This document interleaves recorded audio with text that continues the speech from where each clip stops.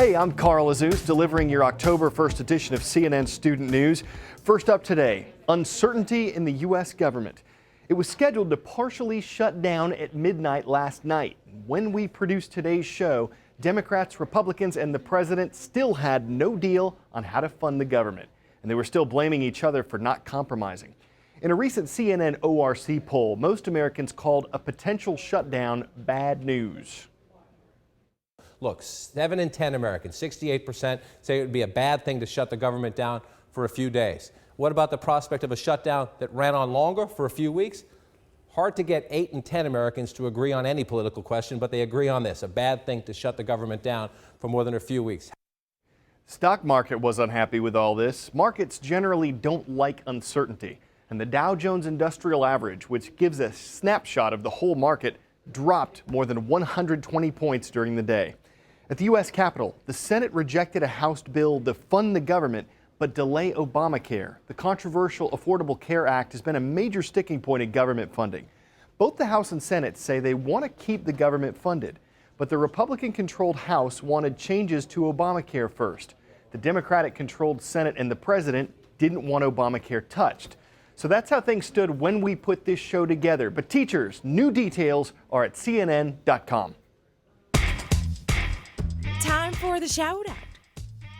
Which U.S. state has the highest number of residents under 18? You know what to do.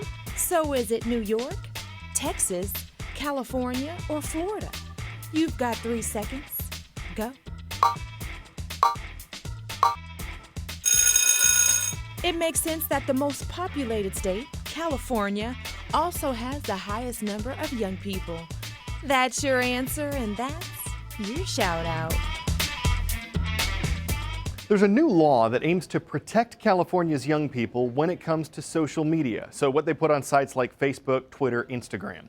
Under the law, those companies would have to give young users a virtual delete all button. But this only applies in California, and it may not apply very effectively. The cost of our oversharing. But a new California law wants to give children under 18 a chance to erase the digital footprint, literally, passing what's called the eraser button law.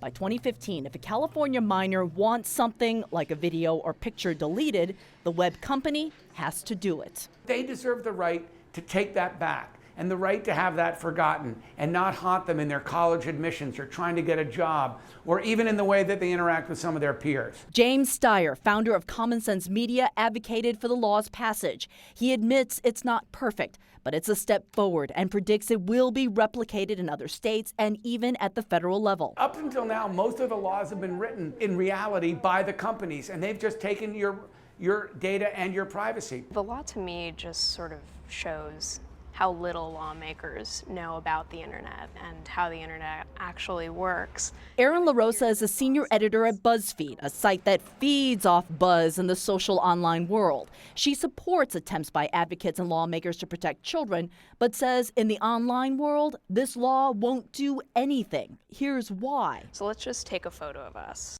We'll do a selfie. Yeah. So now we've got this photo, okay, right? So I'm going to upload this, let's say Twitter. Seconds after posting to Twitter, LaRosa's colleague downloads the photo like millions of us do every day. This copy has now been shared on Facebook, on another person's Twitter. They can remove one copy, the other copies are still there forever. So trying to control this is ludicrous. Impossible. Impossible. Yes, it's not going to happen, especially under this law. Hyung La, CNN, Los Angeles.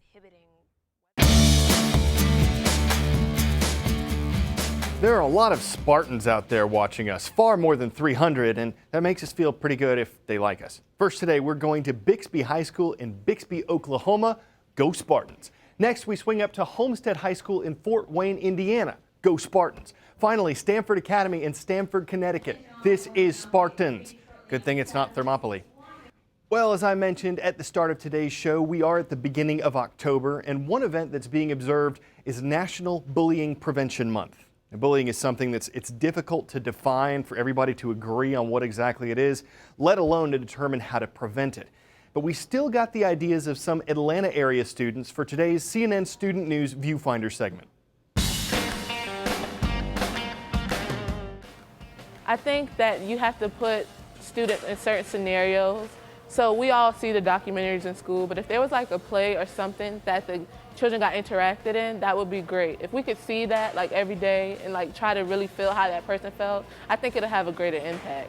Stop bullying, make people aware of it and just say that, how would you feel if you were in that situation of being bullied? It's not really stopping the bullying, but it's making people more accepting, because if people are more accepting, then bullying will stop. You have to, instead of trying to get rid of it, you need to prevent it in the first place. I think we stop bullying by looking out for each other. You have to look out for your neighbor and your friends and just identify it when it happens and be able to stand up for them and support them through it. And kindly let the bully know, hey, you're bullying. I think students will stop bullying once they learn to understand each other through doing sports together or doing leadership workshops or being in clubs or even eating lunch together. I think understanding is the cure to bullying in America. You have to instill the mindset to not bully at a young age, so starting with maybe like kindergartners, first graders, second graders, and elementary school, primary schools to, instill that bullying is bad and it can really harm kids in the future. And I guess the easiest way to do it is just to make people aware that everyone else is just as flawed and human as they are, and that if you're going to make fun of someone else for something, then you've got to realize that there's always a chance for someone else to make fun of you. So why do it at all? Time for a shout out, extra credit. Where would you find the phrase, government of the people, by the people, for the people? Here we go. Was it in the Gettysburg Address, Preamble to the Constitution, Declaration of Independence, or I Have a Dream speech? You've got 3 seconds. Go.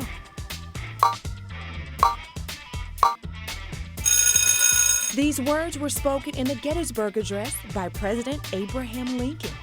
That's your answer, and that's your shout out extra credit.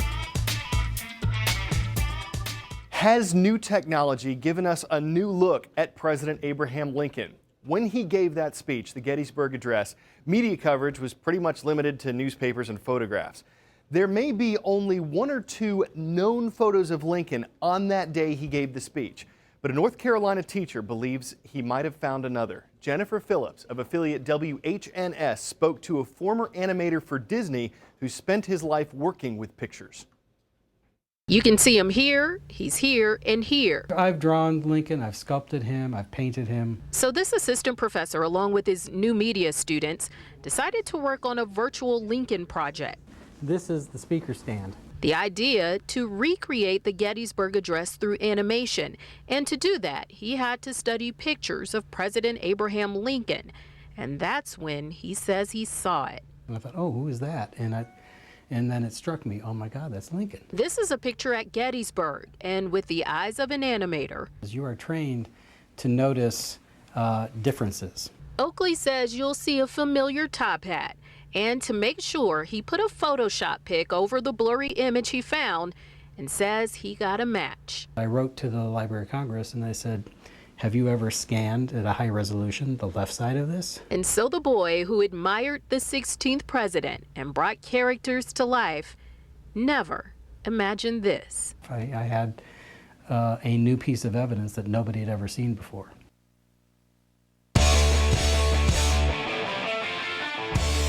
Rubber Ducky, Disco Duck, The Ugly Duckling, Donald Duck, Duck Dynasty, they all have something in common.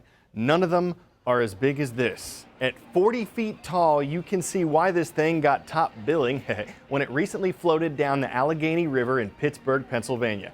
It was done as a way to promote harmony. Seriously, an artist said, all the waters of the world are like a global bathtub. So since we're all in it as one family, we got to take care of each other.